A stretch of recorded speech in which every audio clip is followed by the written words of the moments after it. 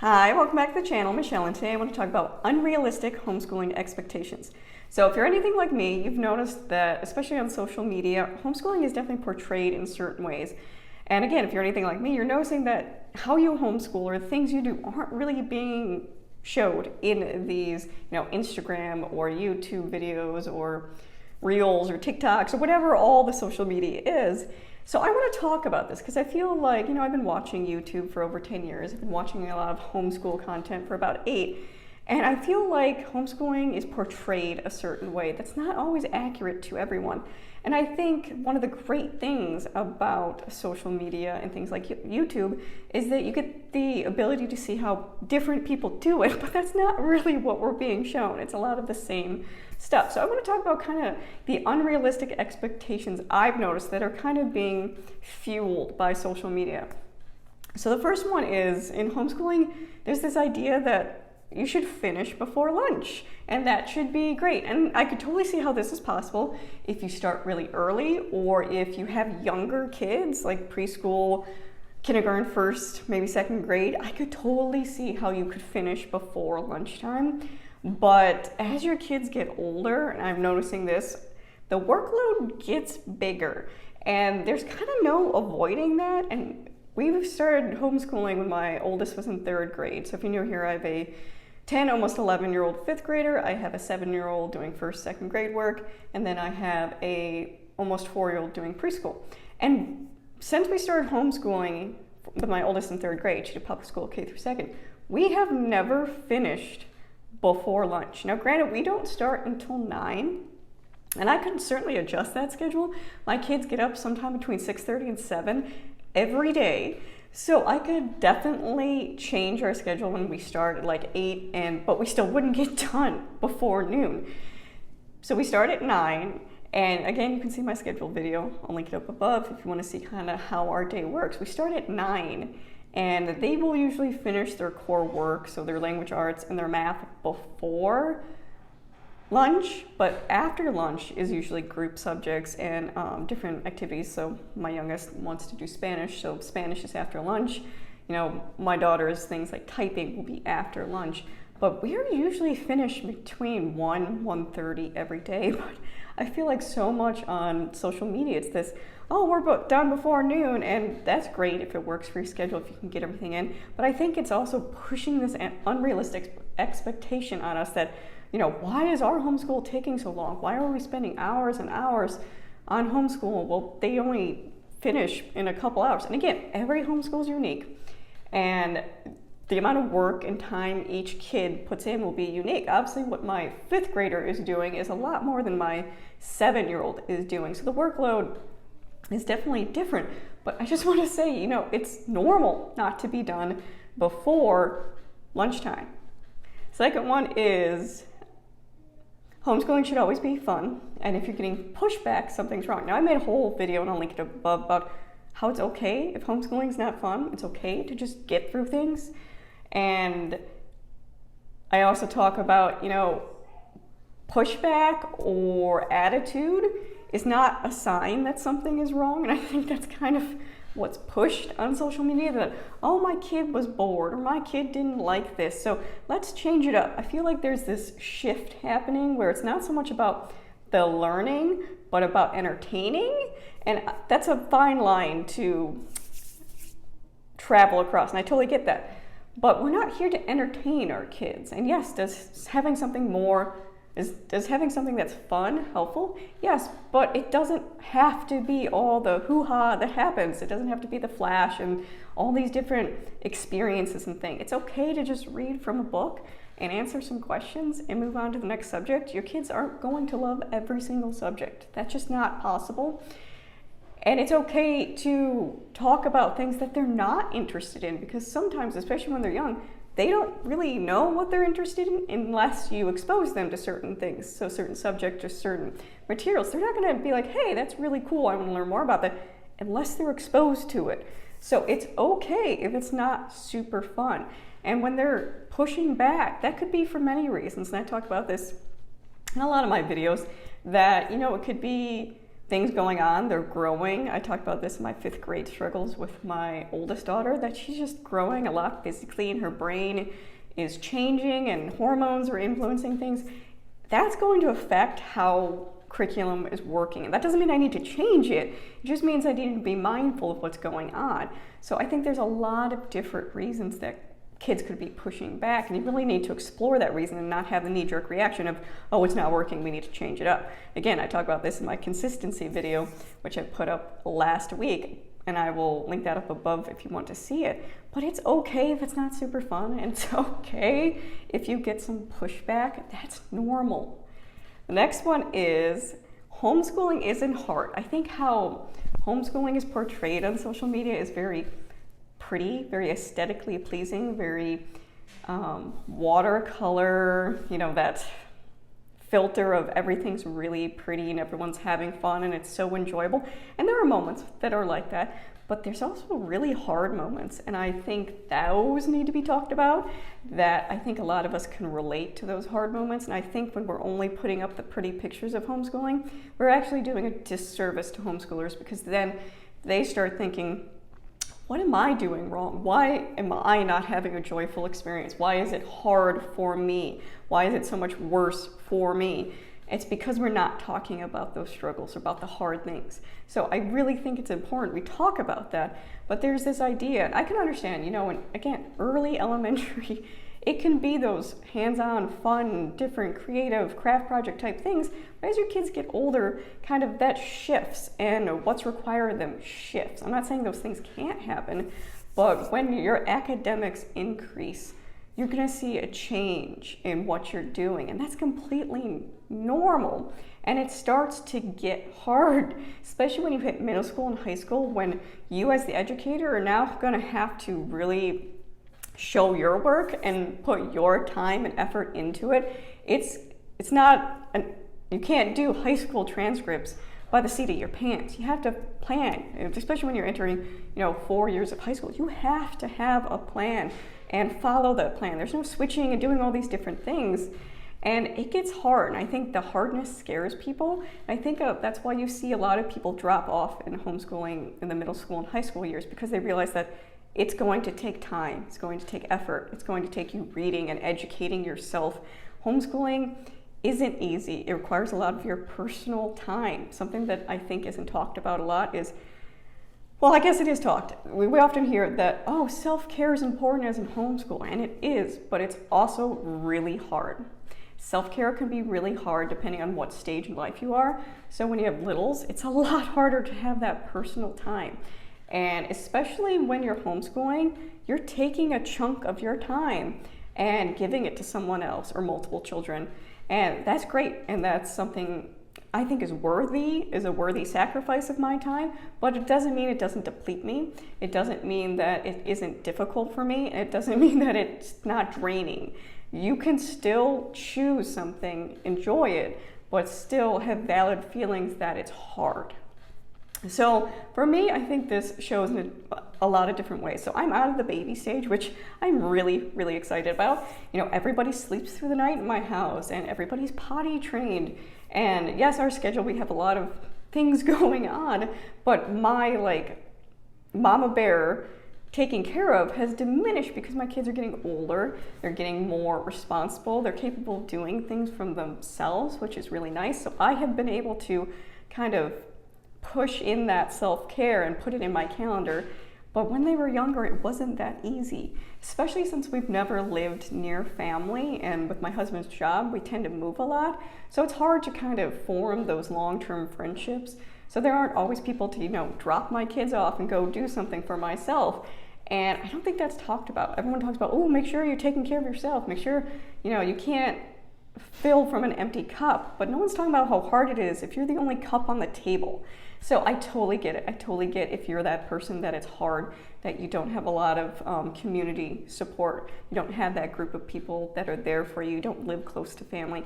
I get it. Or you're just in that season of life where a lot's demanded from you.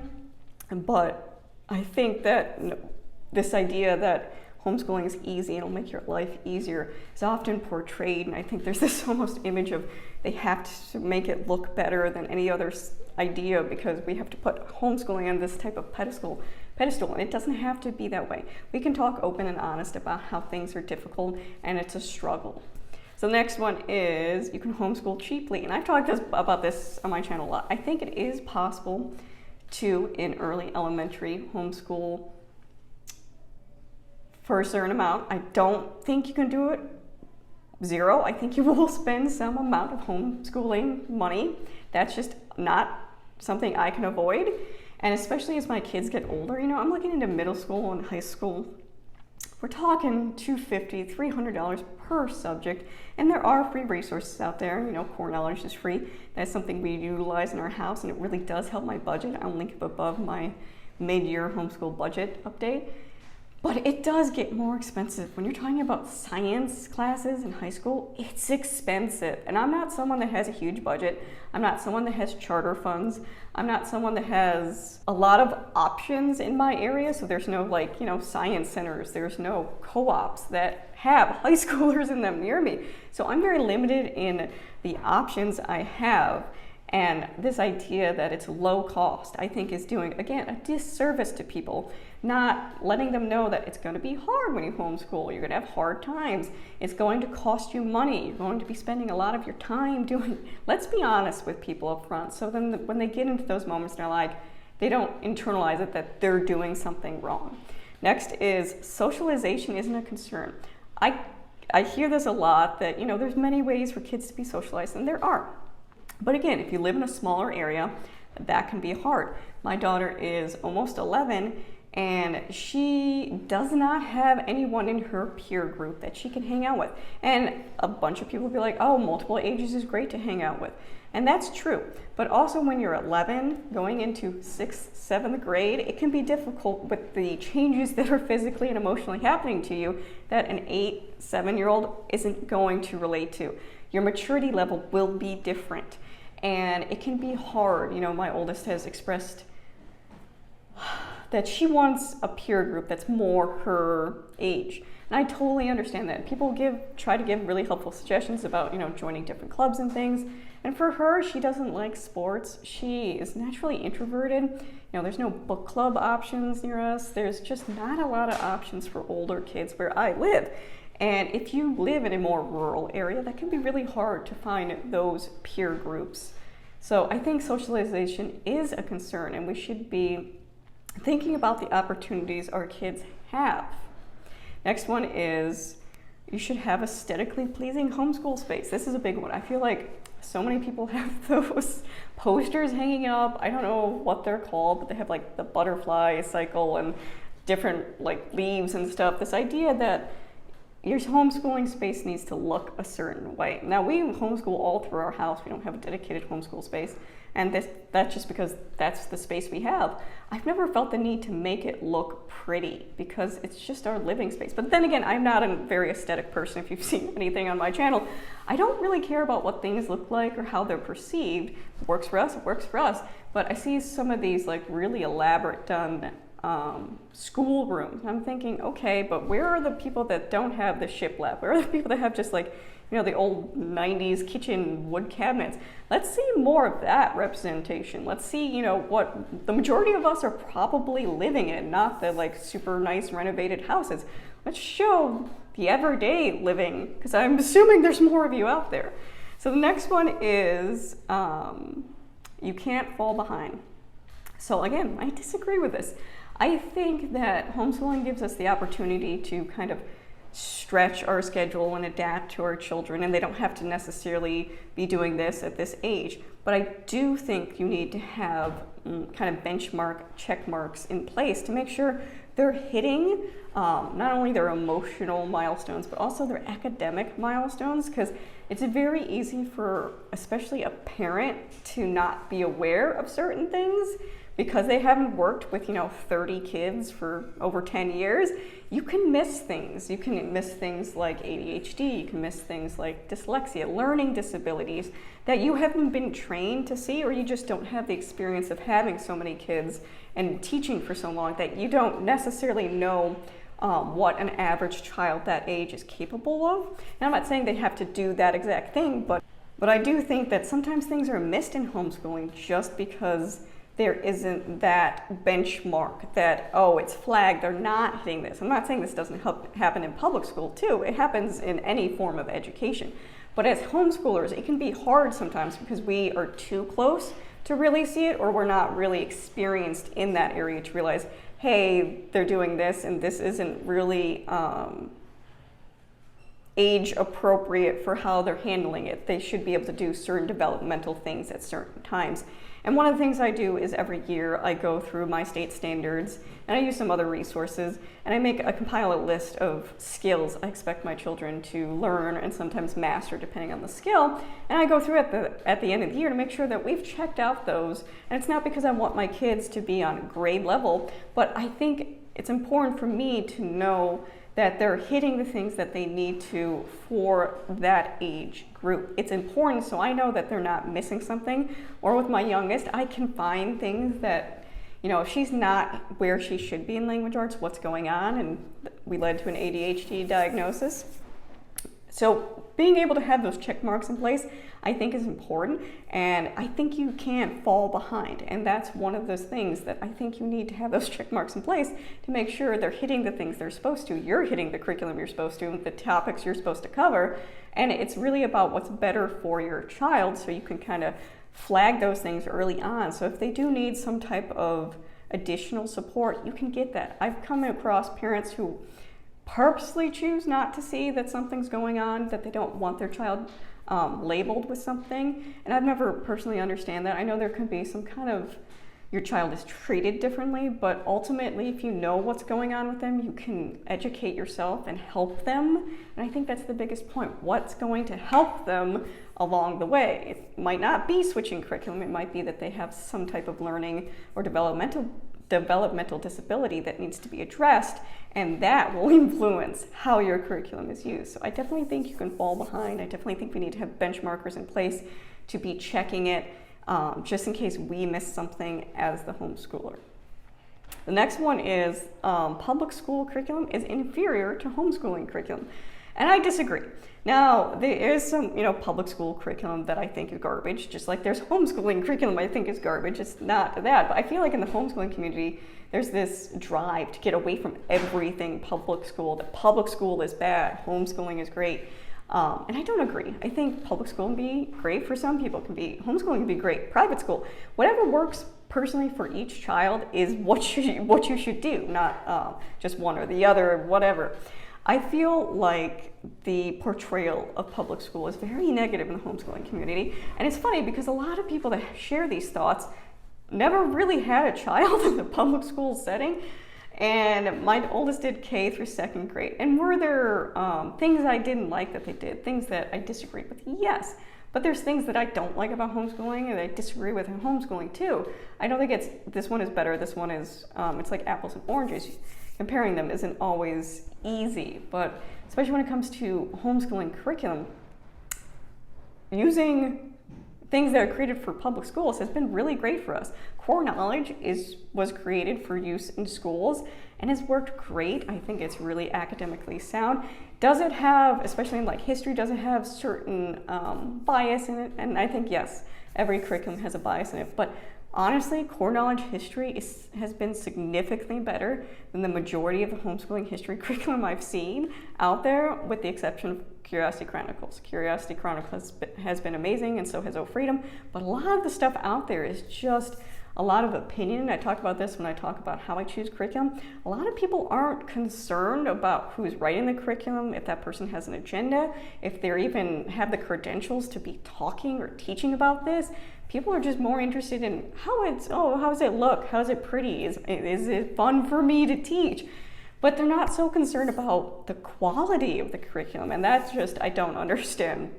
I feel like if you have a quality curriculum, you can add all the other stuff in, but we use core knowledge, which again is meant for schools. We use the Harcourt books. We use the trophy books for my daughter for reading. These are all public school curriculums that have worked really well in our homeschool. And honestly, I usually find better resources in the public school curriculum that I've been finding in the just written for homeschooling curriculum. So another one is that your kids should love reading. There's this big push of literature and loving reading, and I get it. I'm a person that loves to read. I was that as a child, I'm that as an adult. My oldest very much loves to read as well. It's something we really enjoy, but it's okay if your child doesn't love reading. And I'm not saying because, it's hard or they struggle with it, but it just might not be something that they enjoy. And that is my 7-year-old. She's definitely become a much better reader, and she can pick up books and read them now, but she chooses not to because it's not something that brings her enjoyment. And I think that's completely okay. She's a kid that would much rather kind of use her imagination. She loves to build and create things. So she's very much in her own head a lot. And I think when you're reading stories, you're in somebody else's head, or you have different stories going in your head. So she doesn't really like that aspect. And it could be, her age. It could change as she gets older. But I don't have this need to feel, where I need to push reading on her. We don't have to go to the library and pick out books that she can read. I don't assign reading outside of what's part of their curriculum, because it's okay. There are people, I know it's shocking in the homeschooling community, there are people that don't like reading, and that's fine. And I feel like sometimes as homeschoolers, we're more teaching to the kid that we want or perceive we have, and not necessarily the individual. And I think it's really important that we see our kids as people, and they're gonna have opinions and thoughts and interests outside of ours. And to realize that just because something is important to you might not be important to your child. I love reading, she doesn't, and that's okay, because she's a different person than me. She's gonna have her different interests. I don't need to push this idea that reading is this amazing thing on her because of my own perception of what it should be. So the last one, and I think probably the most important one I'm gonna talk about, is the idea that we social media influencers have it all figured out. It can be really easy to look at my channel and see, oh, she's organized, or she's got everything, and curriculum's working great, and she's really on her game, and she must be doing something right. What magic thing does she know that someone else doesn't? And here's the secret. I don't.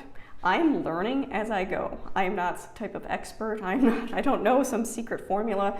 I don't know, the ultimate schedule or the ultimate cleaning hack or list that you can use that will make your life easier, because we are all on different paths. We are in different stages of life, and it's going to look different for all of us. So there's no magic curriculum that'll make everything better. There's no magic cleaning list that'll make everything easier. I try to share things that have been helpful to me in hopes that they would help someone else. But please never interpret it as I have it all together, I know what I'm doing. I'm just doing the best I can, which I assume the majority of you are out there doing. And never let another person, whether it be YouTube, Instagram, any of those social media outlets, never let them feel like you're not good enough. If they are, please stop watching them, because that's not healthy for anybody. Even if it's my channel, if you're like, oh, she's got it all together and that makes me feel bad, stop watching my channel, please. But the point is that nobody knows how to do it. We're all just trying our best, or most of us are just trying our best. I'm not going to speak to everybody, but we don't have it figured out. We don't know what we're doing. We're going as we learn, and that's part of the homeschooling journey. There are things you're only going to learn through experience, by going through something. And it's not like you have one kid, oh, I know exactly. No, it's just like parenting. Just because you have one kid figured out doesn't mean the next one isn't going to turn around and switch everything up. Nobody has it all together. Nobody's perfect. There's no perfect parent. There's no perfect homeschool. But that's often what we're seeing. We're seeing these perfect pictures of everybody's home. Please remember, that's just a glimpse. It's just a tiny glimpse. And most people only want to give you that really positive glimpse. But that's not the whole story. We don't have it all together. We don't have it all figured out. We all struggle. We all have hard times. But it's not always being shown on these platforms. And I think that's unfortunate because, like I said, it's really doing a disservice to a lot of people that watch it, thinking, I'm not good enough. I'm not doing enough. And that's not what the point of these having channels are. At least for me, I think the point of these channels is to be helpful to people, to help whenever you can, in whatever area you can. and to be mindful of the things you're putting out there and how they're affecting people. So those are just some of the things that I've come up with that I've created unrealistic homeschool expectations that I don't really fit into those boxes. I don't really see those being discussed. So if there's any homeschool unrealistic expectation you'd like to share in the comments below, I'd love to hear them. If you have any questions about anything I talked about, please again leave them in the comments below. If not, thank you for watching.